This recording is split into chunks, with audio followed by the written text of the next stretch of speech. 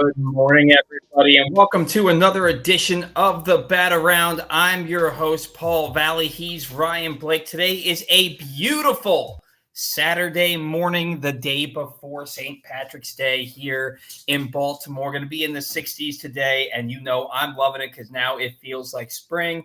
Baseball is right around the corner, Ryan, as opening day is less than 2 weeks away. How we feeling this morning, bud? Feeling good, man. It feels like spring. It feels like baseball. I'm excited because I'm in a house that I can kind of call my own for the first time. And you know what I'm really looking forward to this afternoon, Paul, is the first lawn mow of the season. It's been warm all week. The grass is growing a little bit. I'm excited to get that mower kicked up again. It feels weird to say. I've never had this kind of excitement for cutting the grass before, but now that it's my lawn, there's something about it. So that's what I'm looking forward to this afternoon. Awesome, man. Awesome. Yeah, we don't really have much of a lawn to mow. Our HOA pays for the lawns to get mowed, so we don't have to worry about that. But I do love the fact that my first baseball practice of the year is tomorrow. I've been getting some work. I mean, there's only so much work you can do by yourself because I have no friends. No, Oh. no, I have plenty of friends. It's just that, I'm in my 40th year of life now, and I'm only 39, but it is my 40th year of life. And a lot of people that I play baseball with or people that I would normally play catch with, they don't have the time to do that anymore. And frankly, neither do I really. Paul, if you need a throwing partner, you got my number. All right, man. I'm always down to throw, man. I'm always down to throw. By the way, we need to send you the wedding invitation back. Laura got off work, so we're both gonna be able to make it to your wedding. So there's the Awesome, man. unofficial RSVP for your wedding. Perfect. Thank you. On a Sunday, man. I think that's super cool that you're getting married on a Sunday. It's probably a lot cheaper, and it's going to be a beautiful Sunday in June. I'm excited for it. Yeah, man. Thank you. It's 10% off, not doing it on a Saturday. So we figured, we're going to check into the hotel either Thursday night or Friday morning and then kind of have a weekend there, sit by the pool on Saturday, go golfing Sunday morning while she gets ready. And then you're invited to that as well, by the way. I need to reach out to the guys. We're going to, whoever wants to come out and golf. I get a free round personally with the wedding package. So whoever wants to join is welcome to that morning if they'd like. I'll be sending out details for that. But figured kind of culminate the weekend with the wedding on Sunday night. Seems like a fun way to cap it all off. So yeah, I'm really, really looking forward to that weekend. But dude, that's awesome because I'm playing in a golf outing. Like we do golf weekend every year, the weekend after St. Patrick's Day, the weekend after Memorial Day every year. So I'll be warmed up. I'm definitely gonna, if the wife allows it, I'm definitely gonna come out and play with you that day. Awesome, man. Yeah, it's kind of unfortunate the timing of it. The Orioles announced that they're having their what's it called, upper deck golf or something like that. Oh, really? That it's the 7th and the 8th. So we'll be at the hotel. I doubt I'm going to be able to make it to that, but I've been itching for something like that because I've seen a couple other teams do it. I know they had one at Citi Field, they've had one at Fenway Park, where fans they did one out in San Diego too, I think. Yeah. So it looks like a really, really cool event. Obviously, I encourage everybody who is able to make it out to head out to Camden Yards, hit some golf balls. That'd be a really, really cool experience. I'm a little bummed personally that I won't be able to do it, but I'm getting married, so I can't complain. Yeah. Yeah, man. No, your weekend's going to be way better than that. Way better than that. And if you guys want to have a great weekend, head on over to Atman's Deli. If you're craving that classic New York deli experience, look no further than the new Atman's Deli in Baltimore's Harbor Point. Corned beef piled high, hand-rolled bagels, and something different, a bar. Atman's Harbor Point. Go to atmansdeli.com for daily specials. Ryan, let's jump right into it. The Orioles had their spring breakout game versus Pittsburgh. Wow. We'll call Might as well be. Yeah, for real. O's lose 3-1, recording just one hit, a bunt single by 2023 first-round pick Enrique Bradfield. Jackson Holliday 0-for-2 with a strikeout against Paul Skeens. Started that count out 2-0 and then 3-1. Swung at ball 4 on a pitch that broke outside of the zone, but it was a nasty. I think it was a changeup that he threw. Dude, it was so mean of Paul Skeens to come out. He strikes out Bradfield on 3 pitches. Former teammates with the Team USA, I believe. Mm-hmm. And then, throws 2 high fastballs to Holliday. Jackson gets ahead in the count. He swings at I think it was a changeup on 2-0. Mm-hmm. Wasn't a pretty swing. And then he missed with another fastball. So to fall behind 3-1, he's pumping 101, 102. And then he goes slider change up to strike out Holliday. And they were hard swings, but he wasn't close to the ball.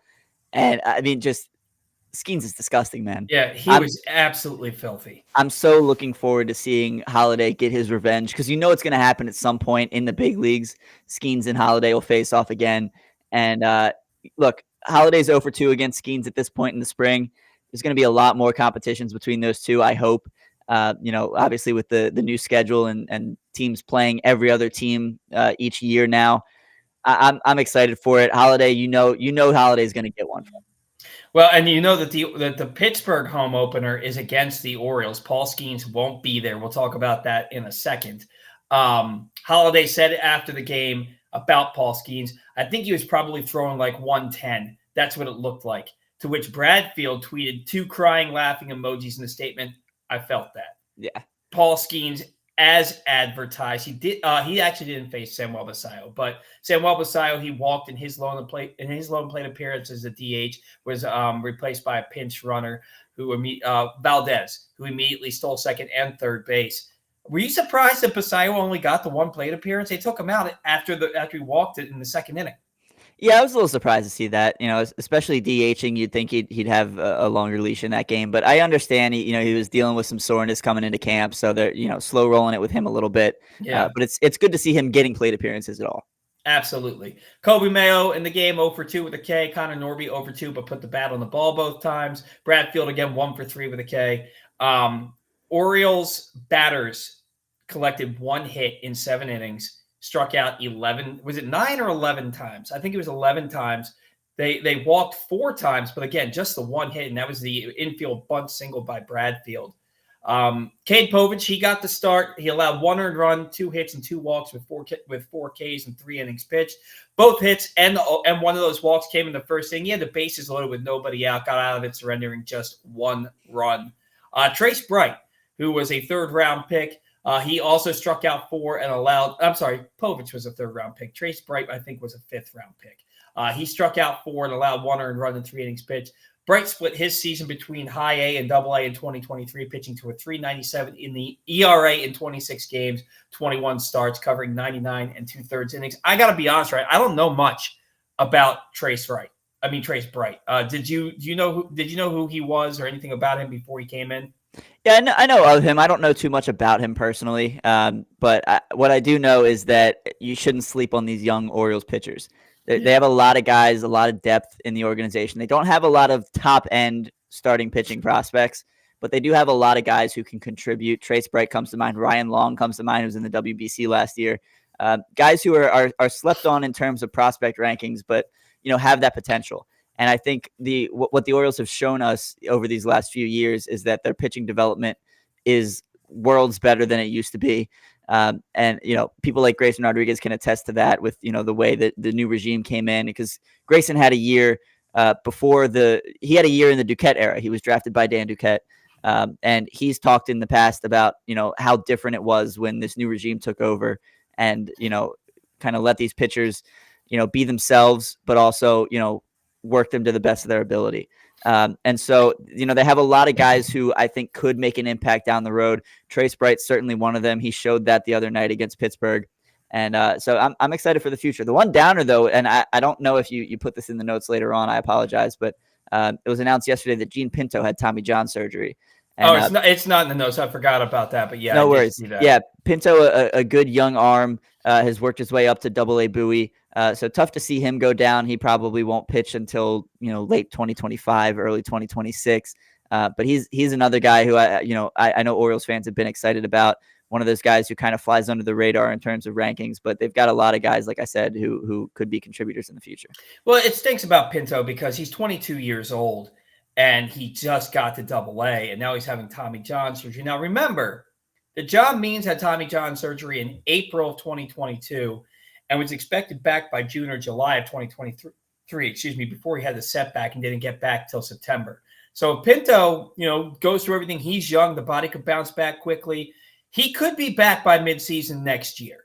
If you look at Carter Baumler, he had Tommy John surgery. He was pitching by the middle of he had it during the Arizona Fall League, or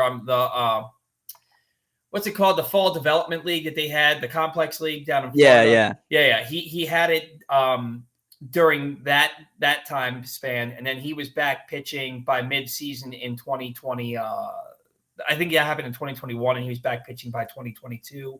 I think so. Mid-season, or I'm sorry, start over. He had it in the fall of 2020, and he was back pitching by mid-season in 2022. A lot of these guys, we see him bounce back. Seth Johnson back on the mound last year after having Tommy John surgery the year before. So Gene Pinto could make it back to an Orioles minor league rotation by mid-2025. We can still hold out hope for that. But getting back to this breakout game, some takeaways from that. The first one, and it's not even about the Orioles, it's Paul Skeens. He's yet to be cut. Pirates have already made it known he's not going to make the opening day roster. And Ryan, I have to say, why the hell not? Like, why the hell? You're not going to win that division. Two teams aren't coming out of that division for the postseason. Why? Well, maybe they are. I mean, they had two teams last year. But why the hell not for Paul Skeens? What do you have to lose? You pair him up with Mitch Keller. Is it Mitch or Max Keller? Mitch Keller. Yeah. Mitch Keller. You pair him up with Mitch Keller as that 1-2 punch. That guy can get big league hitters out right now. He was far and away better than everybody he faced in that breakout game. Just put the guy in your rotation. What do you have to lose? Yeah, I don't know if it's a service time thing with the Pirates, but look, he's nasty. And you put in the notes, he's a dude, right? Yeah. Like, I mean, I don't know what they would have to lose. He can get, like you said, he can get major league hitters out right now. You know he's going to dominate in AAA if you send him down there. I think the best way for a guy like Skeens to learn and develop is to face big league pitching regularly, and I'm not sure why they're holding off on that. They must have a deep rotation for him to not break camp with the team, and I don't think they really do.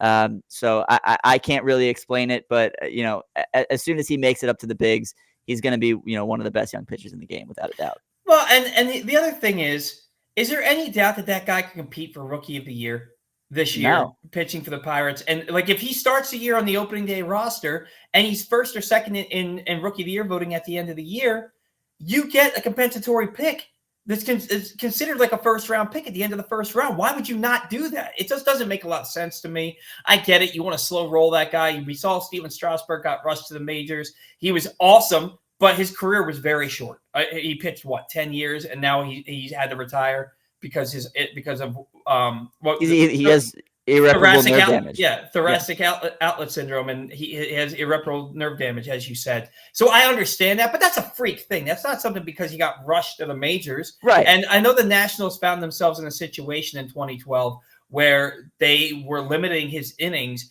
and they didn't have him for the postseason because they had to shut him down. I get that. They didn't do that the right way. But the Pirates aren't in that boat because they're not going to make the playoffs this year. So just bring Paul Skeens up and let him do what he's going to do. He's going to be one of the most dominant young pitchers in the game almost from the jump. It just doesn't make a lot of sense to me. Yeah, I mean, I can't really comprehend it, but I mean, I guess they have their reasons. I don't know what those reasons are, but I mean, look, if it's a matter of limiting his innings, he's going to be throwing in AAA. I don't know, man. I don't get it. I mean, and they can ease him in like they did with Grayson Rodriguez and DL Hall here, where he throws 3 innings, then it's 4, then it's 5, and then towards the end of the year, he's throwing 6. I get that, but he's going to spend a month down there, and then he's going to be up at the big league roster anyway. Like, might as well have him getting those innings up here. Like, what are you even playing for? Yeah. We think we're going to be. You're not going to be good. The Pirates aren't going to be good. They have some good young players, they do, but come on, let's be real. Yeah. Cade Povich. You see why he's one of the Orioles' top pitching prospects. When I think of Cade Povich, even though one's a lefty, one's a righty, my mind immediately goes to Kyle Bradish. And it's because Kyle Bradish just didn't have those eye-popping numbers. Now, he had a better minor league career than Povich to this point, but nothing stood out about Bradish. You just thought that dude could be something. And then he comes to the majors. His last 13 starts in 2022, he pitches to like a 3.13 ERA.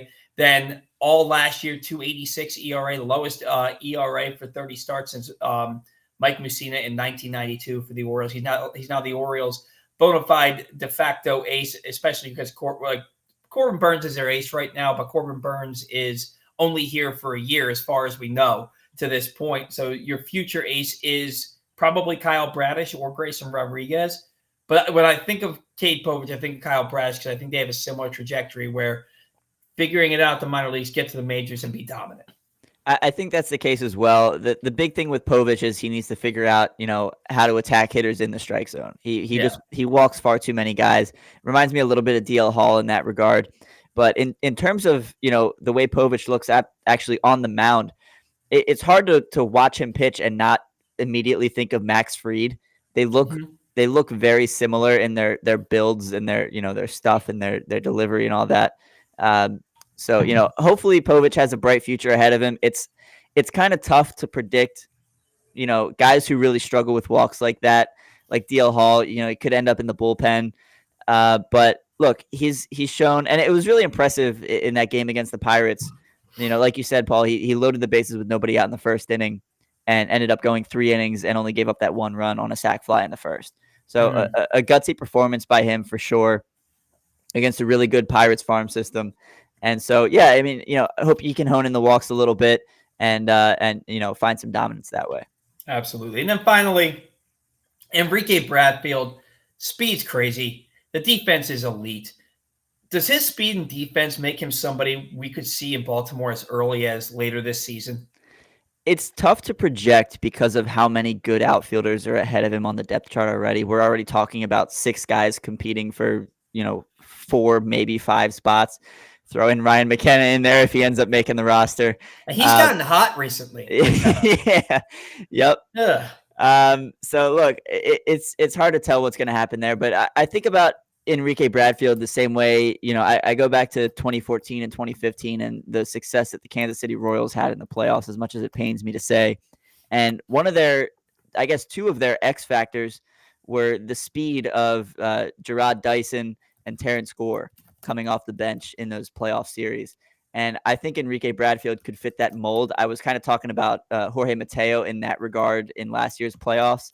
And I think Mateo could fit that role as he's kind of, seems to be transitioning into a utility role for this team. I think the value of a guy like that who you can bring off the bench to really change the game on the base paths can be huge. And I think Bradfield could be one of those difference makers come playoff time.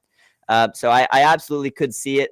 But I don't think they're going to be in any hurry to rush him, especially if guys like Cowser and Kjerstad and Stowers, are able to hit and hold their roster spots as the season goes on.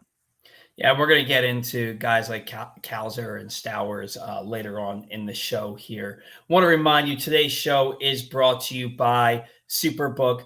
New player prop markets are available now at Superbook. For example, Gunnar Henderson's hits total has been set at 142.5. I think that's low. And his home run total at 24. I know that's low. Meanwhile, Adley Rutschman's home run total is set at 19.5. And Jackson Holliday's home run total at 10.5. Plus, Corbin Burns' win total is set at 11.5, all of which seem fairly reasonable overs to bet. Yes, they do. When you sign up at Superbook, remember, use the code PressBox23 and you'll receive a same-day first bet match up to $250, win or lose. And now it's time for Soft Toss with Ryan Blake. Oh, before that, people that are listening, people that are watching right now, please remember to interact with us. We have a segment towards the end of the show where we're going to read your chats and get you involved in the show. So please interact throughout the show with us if you would. Ryan, what you got for us today? Yeah, I want to talk about some of these videos that the Orioles have put out. And this has become pretty commonplace among major sports where, the social media team will ask these players, whether it's with a mini microphone or whatever, they'll ask them questions, and they're usually unrelated to baseball. And some that the Orioles have done are like, which teammate has the best smile, which teammate's the worst golfer, which teammate would you not want to be your roommate, things like that. And like I said, it's really common, but there seems to be something special about the responses we get from Orioles players, and how they all feel about each other.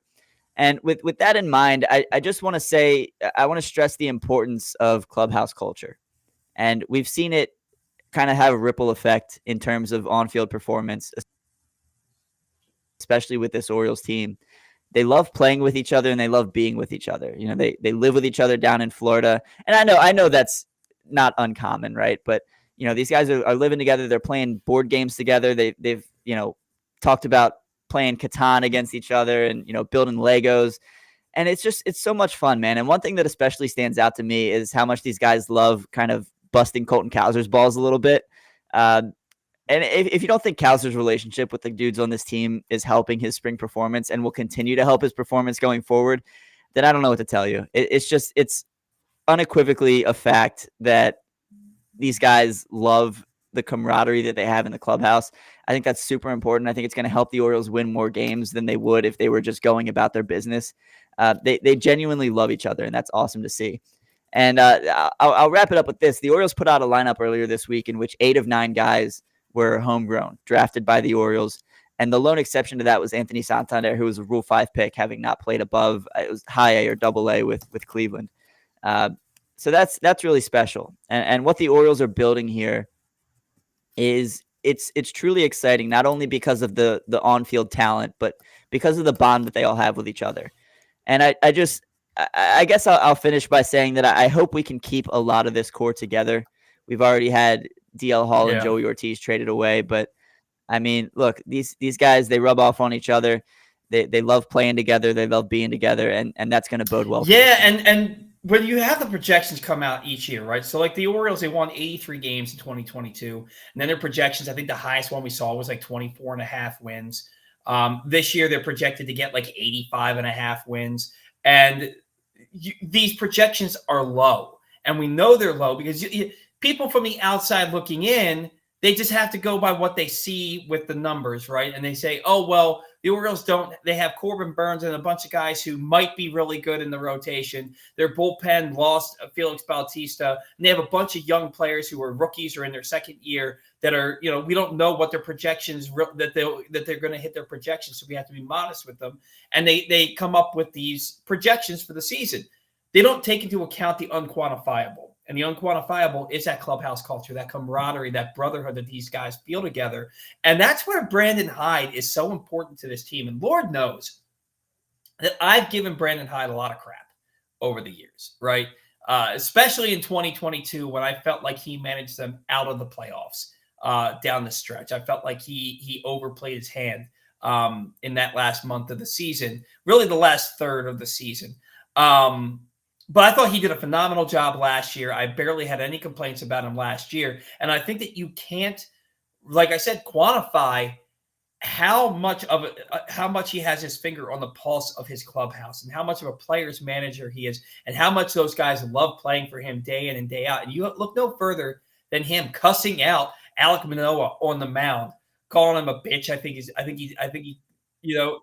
was it Robbie Ray? Robbie Ray, yeah. Oh, it was Robbie Ray. Yeah. It was Robbie Ray. And that was in the middle of an Orioles, what was it? That was 2021 when they lost 110 games, right? And it was either that or the year before. I remember there weren't a lot of, if there were any fans in the stands, there wouldn't have been in 2020, but I remember you could hear it pretty clearly. So it was a poorly attended game. The Orioles were in the midst of a 110 loss season, and it was 2021. If you remember opening day, they only let 10,000 fans in. I still managed to get tickets somehow. But yeah, like you could hear him just yelling at him, like, throw the effing ball. He's like, shut up. And then he's like, come out here. He's like, shut up. Like that's when you start to really, really respect him as a player's manager. And he's got that clubhouse playing for each other, playing for him. They all love each other. And that's why these projections, we know that they're low in Baltimore because you can't quantify that culture between everybody on that team. And it's just so vitally important to winning baseball games because end of the day, man, you play 162 games in 180 days. You're with each other basically from the beginning of February to the end of October. That is a long time to spend with the same people day in and day out. Even on your off days, you're traveling, you're playing golf together, you're doing this, you're doing that. And if you get along, it makes it that much better. So I think that's huge. That's a great, I almost said sounding off. That's a great soft toss segment from you, Ryan. Kudos to you on that one. Thank you, man. Yeah, you can't put a number on it, but it does help you win games. And what really stands out to me is that, these guys are out there not to, build up personal accolades. They're there to win and build each other up and support each other as a team. And when you're playing for each other, it's a lot easier to, we've seen this team come from behind in many instances games that we felt like were over, and then suddenly it was tied up in the 7th or 8th inning, and the Orioles would come back and win. They're playing for each other. They're not doing it for Rookie of the Year awards or MVP awards. They're doing it to make it to a World Series. And that's what's most exciting, because it does rub off and it does affect your winning percentage when that's the case. Absolutely. Soft Toss with Ryan Blake has been brought to you today by Ruth's Chris. Whether you're celebrating a special milestone, entertaining clients, or simply enjoying a night out, count on Ruth's Chris to deliver to you the finest steaks, the best service, and a level of hospitality that has made Ruth's Chris one of the most revered names in steak since 1965. Make your reservation now at ruthschris.com. You know they got to be good. They employed your boy for a brief period. So moving on, I think I said that last week too. So it's true. I'm not making it up. Let's take a step or two outside of Baltimore here for a second, Ryan. Let's head to New York, where the Yankees, everybody's talking about, they got picked by a lot of people to win this division. Carlos Rodon has gotten absolutely shelled ever since putting on the pinstripes. Nestor Cortez was really good 2 years ago, was not great last year, ended the year hurt. Now Garrett Cole, last year's Cy Young Award winner. Well, before we even get to him, Aaron Judge has been out of the lineup for a while now with an abdominal strain. MRI shows nothing structural with it, so he expects to be ready by opening day.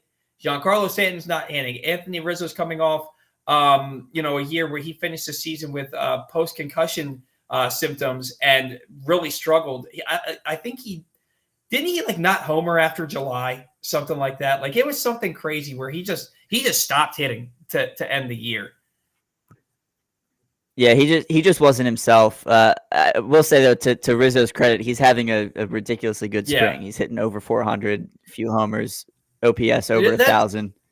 So maybe it's a matter of health with him. It may be a matter of health with him, but that guy's going to be hitting 230 to 240 at the end of the year. He's going to hit a lot of home runs. He's going to hit a lot of home runs against the Orioles because he just always does for some reason. But the whole point is, this Yankees team is old, they're battered, they're bruised, and now you look at their reigning Cy Young Award winner in Garrett Cole. He's expected to miss a minimum of 1 to 2 months with an elbow issue after he was reportedly not recovering well between throwing sessions and his outings. Doctors believe, Ryan, that he can avoid Tommy John surgery with rest, rehab, and some conservative non-surgical treatment, and that's all according to CBS Sports. Ryan, with that in mind, how likely do you think it is now that we see one of Snell and Montgomery headed to New York? And now the Astros are reportedly to be heavily in on Blake Snell. How likely do you think it is that either Snell or Montgomery end up in New York? It's so tough to predict, man. I feel like if it was going to happen, it would have happened already. And maybe that's a naive take, but I mean, it's no coincidence that the day the news came out about Cole's injury, we were starting to see reports. The Yankees are talking to the White Sox again about Dylan Cease, and that ended up not materializing because of the asking price and the Yankees' unwillingness to include Spencer Jones or their top tier prospects that the White Sox wanted back in that deal. I don't know, man. I think it's a no-brainer for them to go out and get one of those guys. I know they're already well above the luxury tax. I think they're going to be paying $40 or $50 million in luxury taxes this year. So maybe it's a financial matter. I don't expect the Yankees to cry poor. Lord knows they never have in the past. So it's really tough to predict. But if I'm the Yankees, I'm very nervous about Garrett Cole's availability for this year. It feels very risky to forego a surgical repair in favor of rest and rehab, which granted the Orioles are doing with Kyle Bradish, and that concerns me too. So it's tough to predict. We don't know if Cole is going to miss that 1 to 2 months, or if he's going to miss the season, or if he's going to end up needing surgery.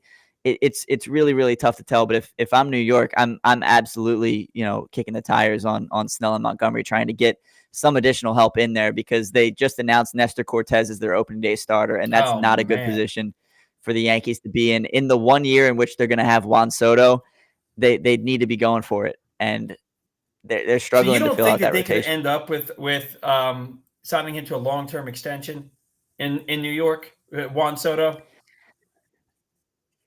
I think it's possible, but I No. personally don't see it. I think Soto's a one and done. And honestly, as much as it pains me to say it, I think Corbin Burns is also a one and Yeah, done I in think he Baltimore. probably is too. He maybe one of the big moves that we see Rubenstein make is he signs Corbin Burns to an extension, especially if that guy goes out and has a Cy Young caliber year. I get he wants to test free agency, but I don't know how you just let him walk away. I don't know how you. I mean, if and Yeah. especially if the Orioles make a World Series run, if they don't win it, but maybe they get to the ALCS or maybe they get to the World Series but they lose, or Lord willing, they get to the World Series and they win. How do you just let that guy walk out the door?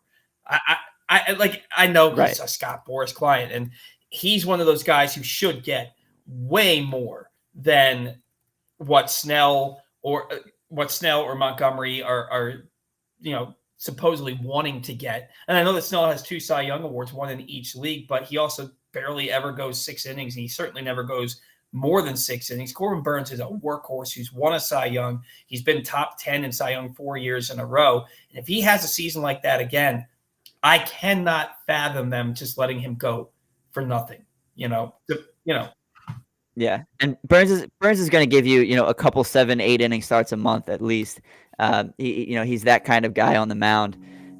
Look, I think it would bode well for the Orioles to talk to Corbin and say, look, we're going to let you test the free agent market because that's those are his wishes, and I think the Orioles should respect those wishes.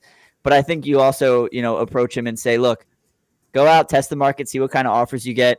We're going to do everything we can to beat your best offer out there to keep you here in Baltimore. I think that's the way they should go about it. I don't think he's going to be open to discussing an extension midseason because he's made it abundantly clear that he has always intended to test the free agent market at the end of the 2024 season. And, that has not changed since he was traded over to Baltimore. So I think the Orioles could absolutely make a case to keep him around. I don't see it happening in regards to an extension, but I could absolutely see them signing him to a long-term deal this offseason, kind of telling him, go out and test the market, but we want to keep you. But yeah, the Yankees, Nestor Cortez, their opening day starter after barely pitching last year. When he did, he wasn't good. Rodon, he's in trouble. Garrett Cole, he's injured. You look at their rotation, it's like Marcus Stroman. Like they've got Marcus Stroman right now, and then what else? And that doesn't mean that Nestor Cortez is going to be bad again. He's pitching injured last year, but they're in trouble. I think they're in trouble. And the fact that Snell and Montgomery are still out there with less than 2 weeks before the season starts, frankly, it blows my mind. It absolutely blows my mind. I can't believe that. And then what really blows my mind is Dylan Cease was traded to the San Diego Padres. The White Sox get right-handed pitcher Drew Thorpe, right-handed pitcher Jairo Iriarte, outfielder Samuel Zavala, and right-handed pitcher Steven Wilson. CBS Sports gives the White Sox a B for this deal, but Ryan, I'm not sure I agree. We know the thing stalled. The Orioles trying to acquire Cease at the deadline last year because they were asking for Jackson Holliday. We know they were asking for some of the Orioles' top 5 prospects this year. Orioles weren't willing to part with any of them. We're led to believe that Holliday was asked for. White Sox got one top 100 prospect, and that's Drew Thorpe, who's number 85 overall, and the Padres' 5th ranked prospect. Padres only had to give up their 5th, 7th, and 8th ranked prospects and a career shuttle rider in Steven Wilson, who's notched 21 career games and 4 big league seasons, all in relief.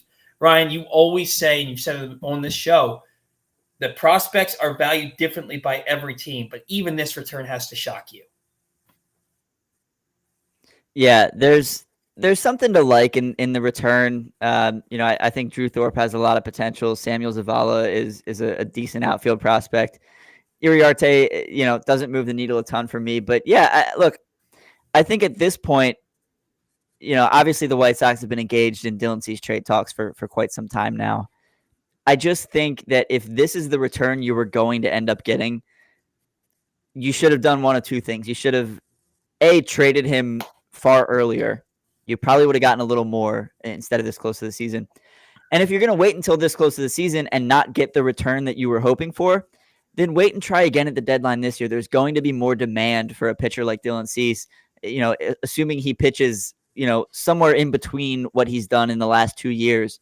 If he's somewhere in the middle there, 3-something ERA, then yeah, there's going to be a ton of value for a guy like that at the trade deadline. And I think you get a much better return in July than you would in March.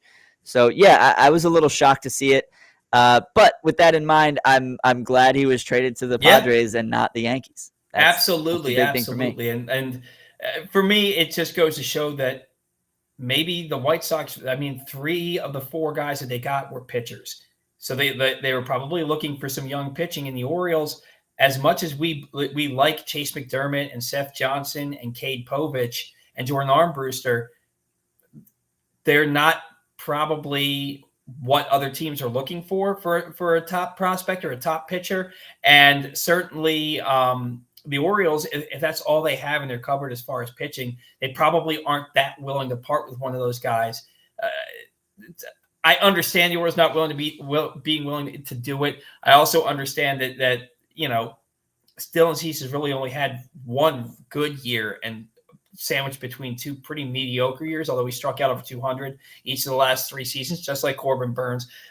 To me, the return was not that great for the White Sox, but their prospects, it remains to be seen. I mean, you look at a guy like Nolan Jones, who I really wanted the Orioles to trade Manny Machado to Cleveland back in 2018 and acquire Nolan Jones in that trade. I believed in that guy for so long. Last year, he goes out, he hits like 300. He hits over 20 home runs, no OPS north of 900. That guy I believe he was a Silver Slugger last year. That guy, people weren't talking about him out, and all of a sudden he just, at age 25, he realizes his potential.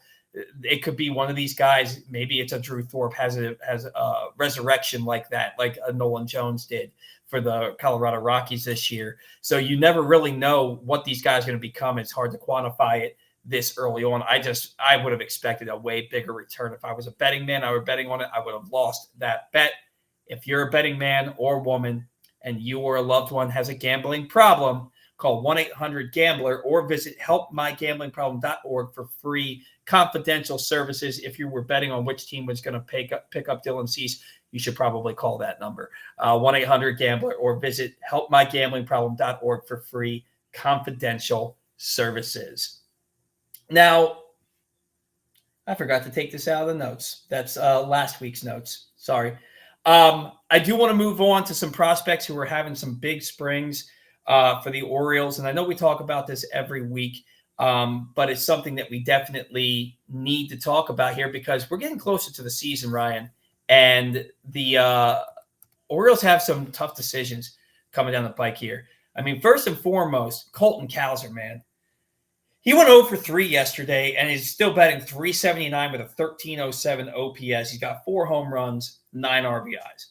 Kyle Stowers leaves a little bit to be desired, .258 with a 926 OPS, 4 home runs, 9 RBIs.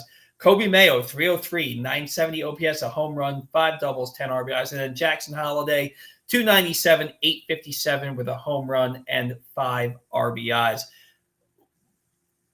All these guys are making a case to run down that orange carpet on opening day here in about 12 days. Of those 4, who do you think is making that jog down that carpet? I saw a tweet on, I think, Wednesday or Thursday. Among all hitters in baseball who had at least 25 spring plate appearances, there was one with a slugging percentage over 1,000, and that was Colton Cowser. I think Cowser, at this point, is as close to a lock, among these 4 at least, is as close to a lock to make the team as anybody. And it feels weird to say that over guys like Coby Mayo and Jackson Holliday, who are, absolutely crushing the ball this spring. Look, Holliday hit that grand slam off of Yusei Kikuchi on a high 0-2 fastball. He watched it. He pimped it a little bit. It was a great swing on a good pitch by a good pitcher who had an ERA below 4 in the majors last year.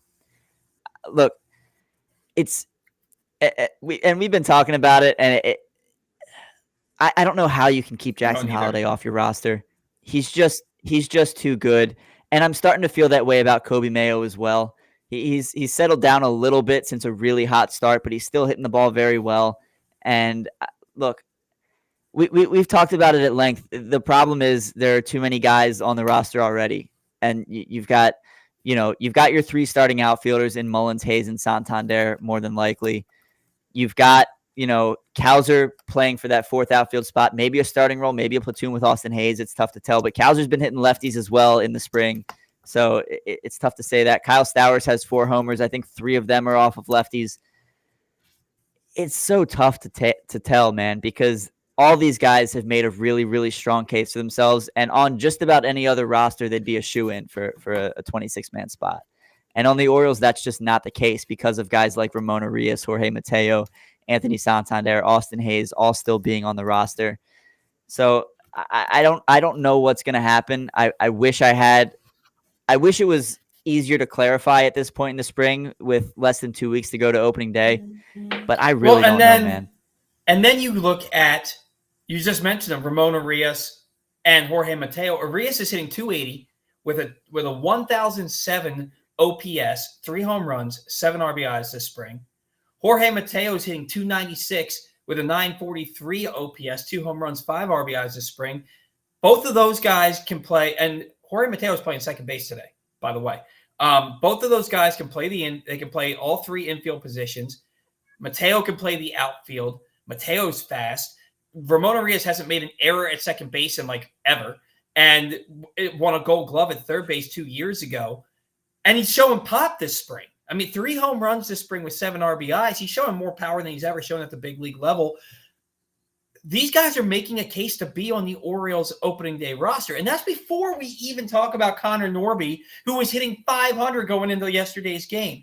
It's an embarrassment of riches for this team. Jackson Holliday is going to be better than all of them. Coby Mayo is going to hit in the middle of your order, perhaps as early as June this year. And Colton Cowser could be your future number 3 hitter, and he can play all 3 outfield positions. I just don't see I have no clue, Ryan, what the Orioles are going to do. And Ryan McKenna doubled and homered in the game the other day. He drove in a run. He had the other day with a sac fly. He had an infield single the other day. That bat's heating up. He can play all 3 outfield spots. I don't like his defense. He gets the baseballs, but the fact he catches the ball next to his ear instead of over his head will always piss me off. And again, there's nothing against Ryan McKenna personally. I think that of the 20 outfielders that the Orioles have that they could potentially be on their roster, he's number 20 in my mind. I don't understand what the Orioles are going to do about this roster crunch. And believe me, it's a roster crunch. You've got to find a trade for Arias at this point, right? I mean, look, he's hitting well in the spring. Mateo's hitting well in the spring. And those are 2 guys who we were talking about as fringe roster guys and maybe, missing out or losing out to a guy like Holliday or Mayo. So it's really hard to tell at this point, man. But something's got to be done. It's too strong of a roster crunch. And again, it's an old adage and it's a massive cliche, but it's a really good problem for the Orioles to have. I just hope it doesn't lead to a world where, 3 of the 4 prospects we just talked about in Cowser, Stowers, Mayo, and Holliday, if 3 out of 4 of them are starting the season at AAA, then that's a tough spot for the Orioles. You just mentioned my favorite condiment, Holiday Mayo. Yeah, I know that. I don't care what you say, Ryan. That was gold. It was gold.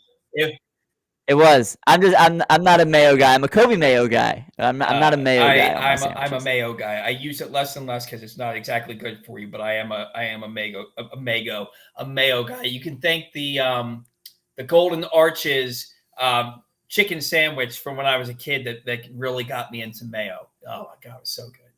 But I digress.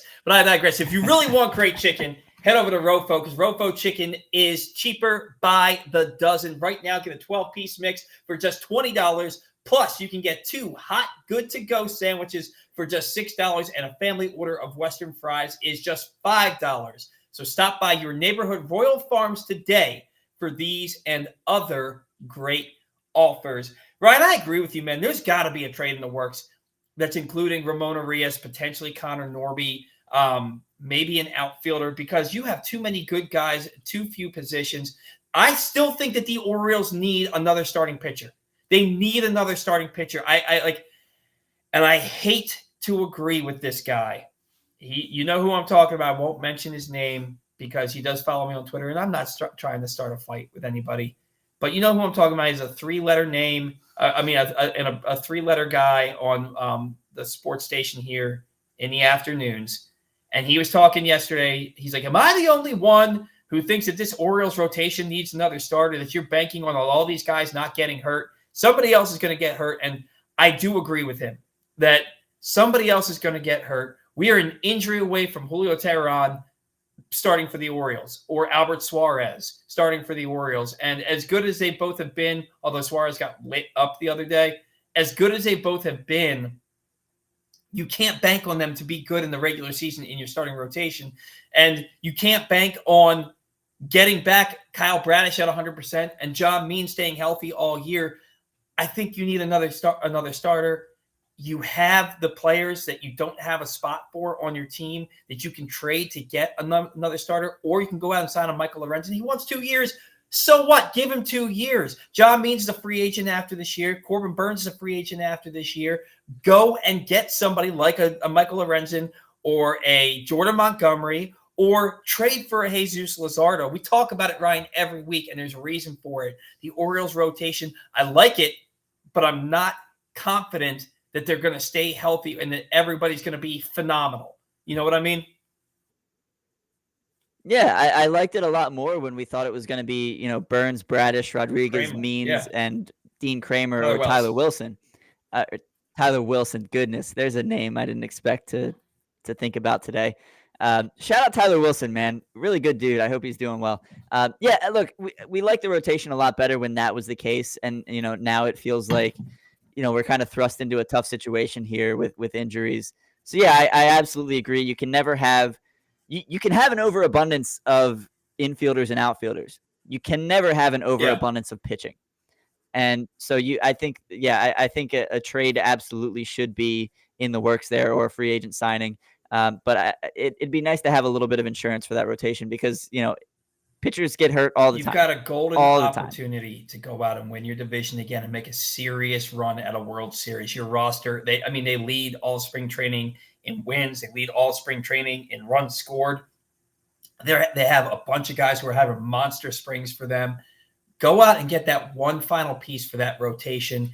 I'm not going to sit here and say that I think a trade is coming. In my heart of hearts, I feel like it has to, right? But last year, I thought that one of Mateo and Arias were getting traded anyway, and that Joey Ortiz had a great opportunity to start at shortstop for the Orioles, and then he got hurt. So I have to believe a trade is coming, but I'm not going to guarantee it like I did last year. But something's got to give here. Something's absolutely got to give.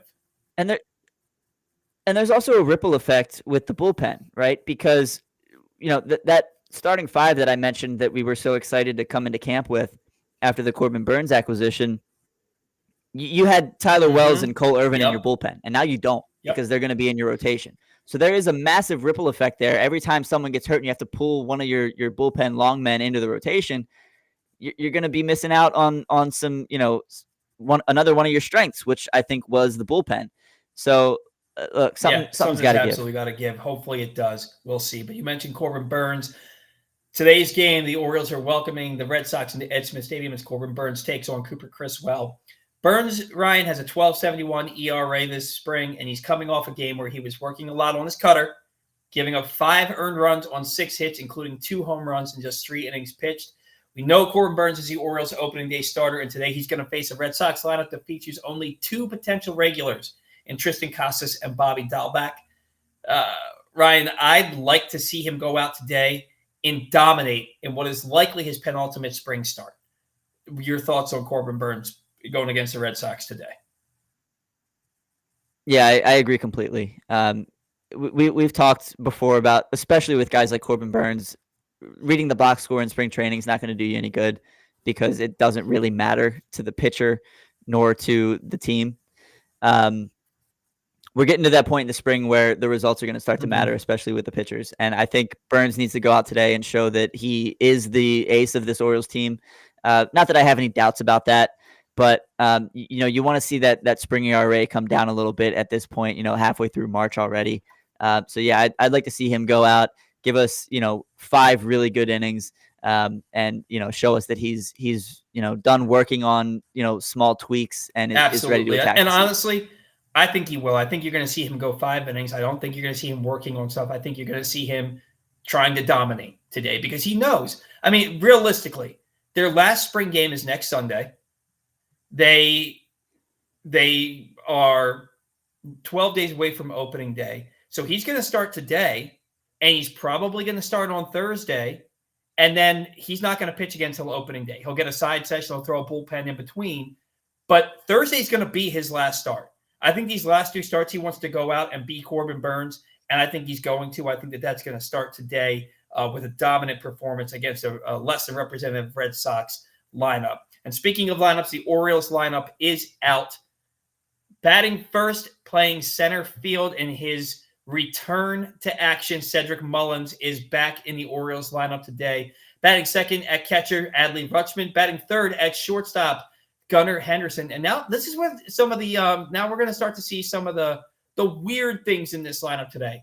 Batting fourth at first base, Anthony Santander. Batting fifth at third base, Ramon Arias. Batting sixth at second base, Jorge Mateo. Batting seventh in right field, Kyle Stowers.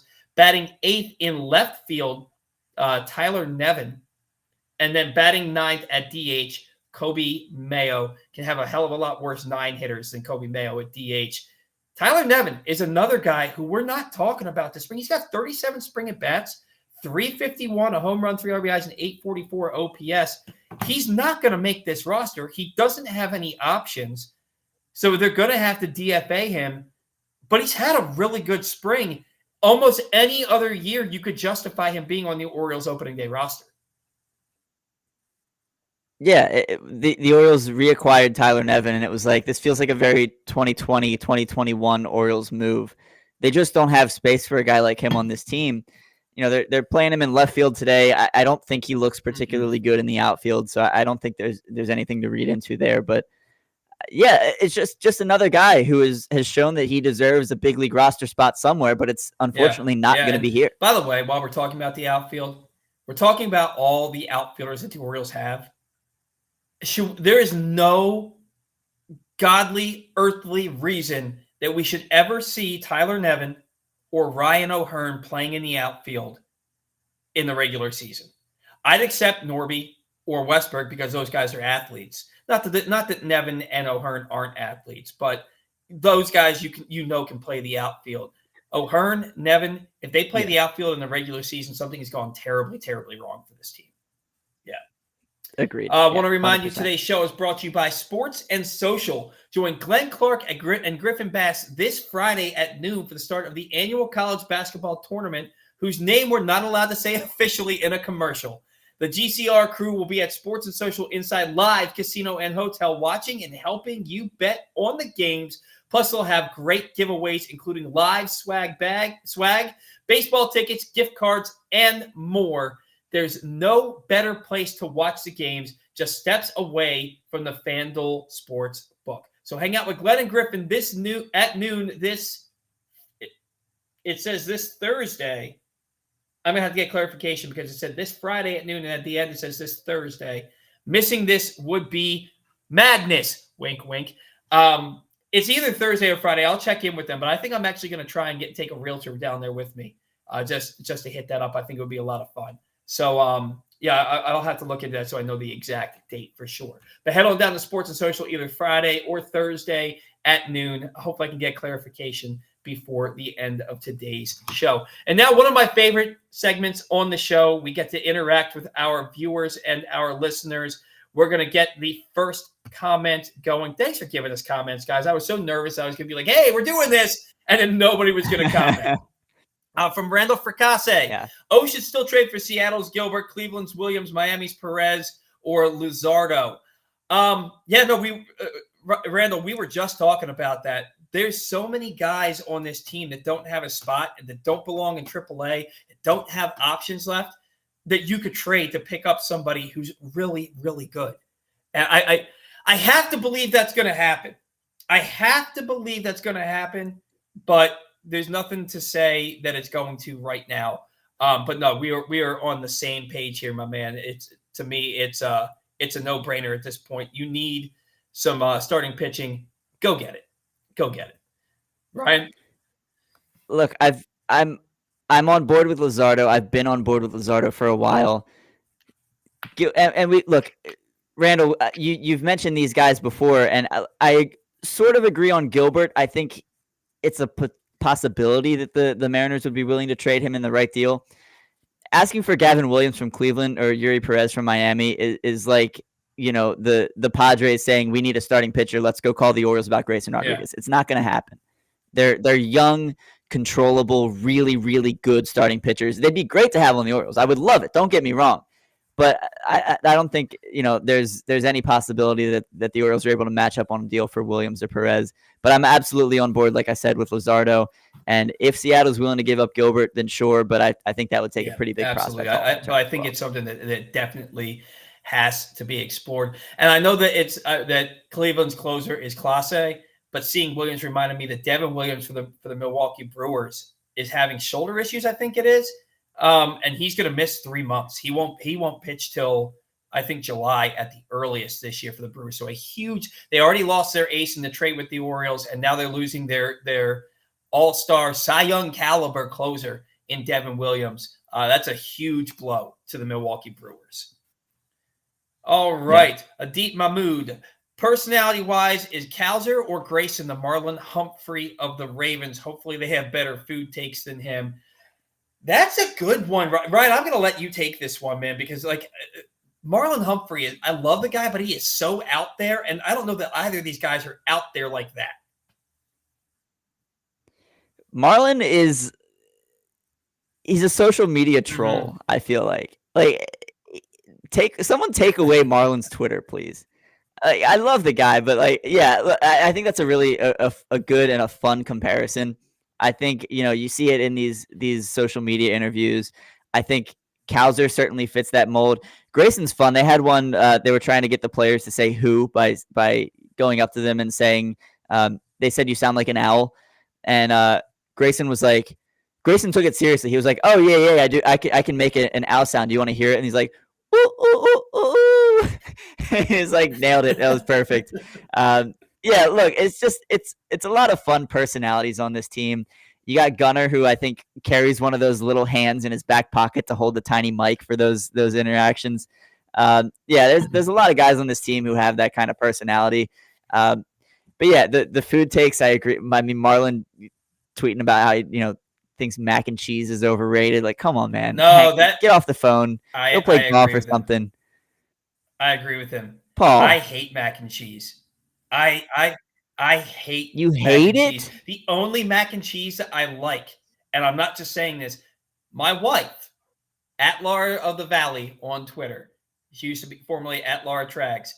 My wife makes the best mac and cheese I've ever had. She uses Velveeta, Old Bay, and bacon, and it is delicious. Every other mac and cheese can go kick rocks. Get the hell out of my face. That is the one food take that Marlon has that I agree with wholeheartedly. I am not a mac and cheese guy. It is. Can we move on to the next comment? Are we 6 years old? like come on. Like it's mac and cheese. Like, come on. It's for 6-year-olds, man.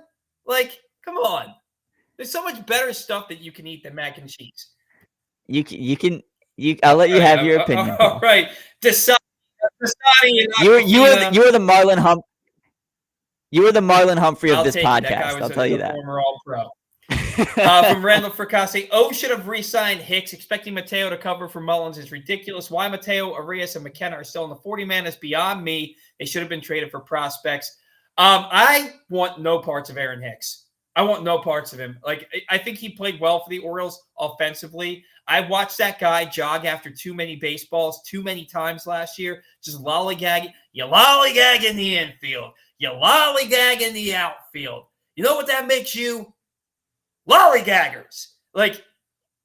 To me, and you could have argued that because he had the hamstring injury last year that maybe he was, kind of taking it easy in the outfield because he wanted to be he wanted, sorry, your cats just started fighting in the background. He wanted to take it easy on himself to be available. But then in the same game where I watched him jog after a pop fly that got dropped by a guy running with his back to the infield and Adam Frazier, that if Hicks had run after that ball in Cleveland as hard as he would have caught the ball. I watched him lollygag on that, and then I watched him run as hard as he could to beat out an infield single in his next at bat in the top half of the next inning. So for me, Aaron Hicks being on this roster, I am so glad that he's not here because I don't want guys that don't go all out. I think Mateo is an athlete. I think that he's going to be a good outfielder. He made that one leaping catch to rob a home run last year, and then in the same game had one bounce off his glove for like a go-ahead triple or something along those lines. I think he's an athlete who can play the outfield formidably. But I also say that the Orioles have so many outfielders that there's no need for Hicks, and I think that ultimately that's why he wasn't re-signed here. Ryan? Yeah, you add Hicks into the mix here, and then Kyle Stowers is your seventh outfielder. I'm on board with that as well. I don't think I don't want any part of Aaron Hicks. I agree with the a lot of these guys should be traded for prospects or should have been. And I agree with Arias and McKenna. I don't think they should be on the 40 anymore. Arias is a tough guy to DFA. McKenna not as much for me, but I think that you combine Mateo's speed and defensive versatility. I think he's a good guy to have as your 25th or 26th guy in the pecking order. But yeah, look, Hicks came over last year and did exactly what we needed him to do in the absence of Cedric Mullins. He came over and he hit very well for the first few weeks, and then kind of came back to earth a little bit. But he was able to bridge the gap between Mullins' injuries, or between the health of Cedric Mullins, I should say. So look, I'm glad we got him last year. I don't want any part of him this year either. For Kase, man, coming at us with all the chats today. I'd use Santander, Norby, Povich, and go after Gilbert, Williams, Perez, or Luzardo. I think that could get it done, but then you're giving up one of your top pitching prospects, and you're giving up Anthony Santander. And maybe Santander walks at the end of this year, but he's one of the most powerful switch hitting players in the game right now. He is one of the pieces of glue in that clubhouse. Everybody loves Anthony Santander. I don't think that they're going to trade him. Now, I think that you could find other ways to make that trade. We got to get moving, so we aren't going to spend too much time on this one. Randall also said he thinks Holliday and Cowser are going to make the roster. I think so, too. He said Holliday is too good, and the O's will not give up a free draft pick. I agree with that because that draft pick turned into Corbin Burns this year because of Gunnar Henderson last year. So I agree. Don C., first time commenting on the show. What's up, guys? Enjoying the live stream. How about these O's? Can't wait for the season. While we were talking about the rotation, Ryan, I was thinking about watching Cole Irvin pitch on an afternoon. I don't know why Cole Irvin came to mind. I think because he pitched in the afternoon against the Athletics and got shelled and then got demoted after that. But just thinking about watching the Orioles and the anticipation of what are we going to get from Cole Irvin and maybe seeing him pitch in an afternoon game, it just sent like good chills down my spine thinking about watching Orioles baseball 12 days from now and having the next 180 days just be nothing but baseball. I am so fired up for this year. And I think this team, the personalities on this team, the players on this team, the talent on this team, this is probably the most excited I have ever been for an Orioles season. And I've seen a lot of good teams with it's crazy because they haven't made the playoffs a lot and they haven't had a lot of good winning teams in my lifetime. But when they have, those teams have been so exciting. Like you look at the late 90s Orioles teams, you look at the 2014, 2015, 2016 Orioles, because 2012, you weren't really expecting much. 2013, they kind of laid an egg. But then 2014, they go out and they win the division for the first time in 17 years. I am so excited for this team more than I've ever been any other team because I think that this is just the beginning, Ryan. I agree. Look, we've got one show left before the regular season. Next Sunday. Next Sunday, week's show is going to be on Sunday because I've got a work event on Saturday, and we also want to be able to see, make sure that nothing happens between Friday and Saturday that we're going to miss and not be able to talk about.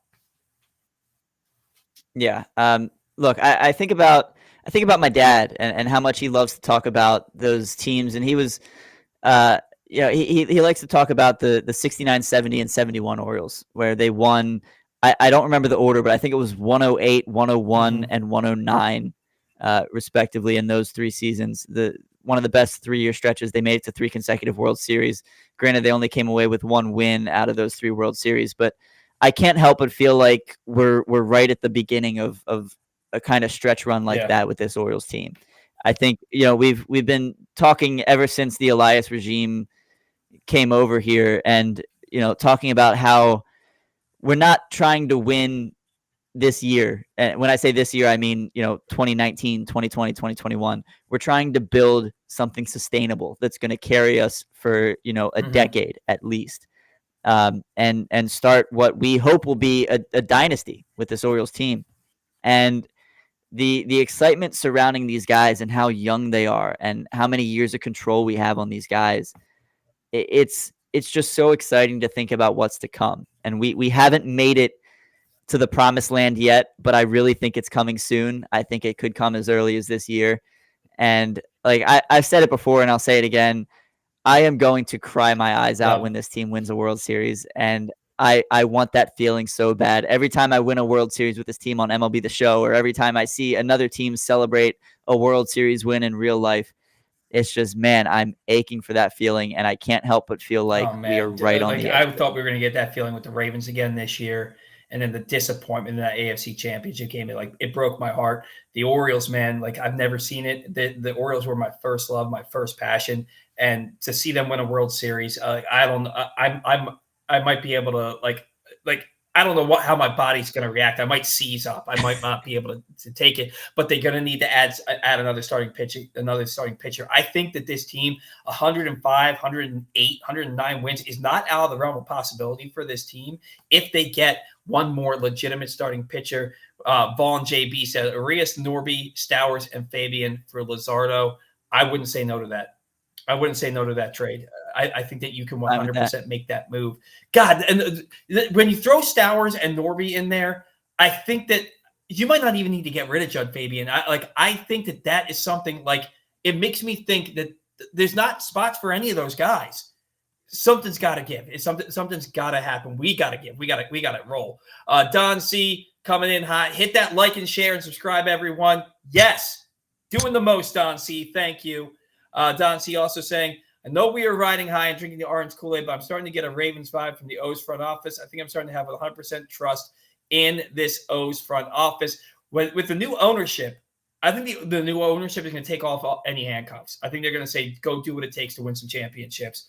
And I think that starts maybe as early as opening day. I agree with you, Don. I think it's a new age, a new day, a new dawn for the Baltimore Orioles, and I'm totally here for it. Don C following up with great stream, guys. Hit that like. It's free, everyone. It is free, everyone. We need you to like and share and stream. Got like and share and stream. Like and share our stream because we do this every week and we love it. Helps exposure, yeah. Yeah. Randall Fracase, I'm so sick of Mateo. He does great in spring training in first month, and then the floor falls out. Well, that happened last year, but the year before he sucked until July, and then he had like a month-long stretch where he had over 300. So, but he usually has one good month in him if what we've seen the last few years holds true. So I'm very much look, if we were having this conversation last September, October, I agree 1,000%. I think when Mateo's in a bench role instead of being a regular starter, I think he thrives more. You can bring him off the bench for speed, defense, whatever it may be. Although he breaks against left-handed pitching. Yeah. So look, there is a roster spot for that guy, but I don't want him. He shouldn't be starting more than twice a week, 30 games for this team. Yeah. 35, 40 games. You can justify him starting twice a week, one day in the infield, one day in the outfield, but he could play 120 games just being a pinch runner. And a defensive replacement or something. Maybe you shift Gunnar over to third base and you put Jorge in at shortstop, or something of the sort. But you can justify him playing a ton of games, but mostly in that late inning replacement role as a pinch runner or a defensive replacement. One thing that dude's got to learn how to do is bunt. Yeah, he is one of the worst bunters I have ever seen in my life, and he's got to learn how to bunt if we're going to utilize that speed. Don C agrees with you. He's going to cry too. He said, "You and me both, brother." With you, Ryan, he's going to cry when the Orioles win a World Series. And then finally, God, you guys came in hot today. I love it. Great show, guys. O's win 103 in the division. Depth is so deep. That's the definition of depth. It's deep. It's deep. Thank you guys so much for tuning in to the show. Remember, today's show is brought to you by Atman's. And if you're craving that classic New York deli experience, look no further than the new Atman's Deli in Baltimore's Harbor Point. Corned beef, piled high, hand-rolled bagels, and something different, a bar. Atman's Harbor Point.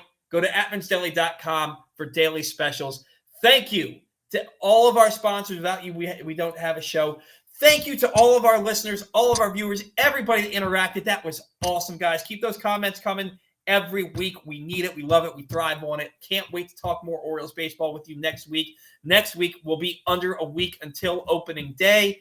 And remember, next week's show is Sunday morning, April 24th. April 24th, March 24th. Sunday. You pay for the whole seat. You'll only need the edge. No, Sunday, 10 a.m., March 24th, our final show before opening day. Can't wait to see you then. Until then, see you.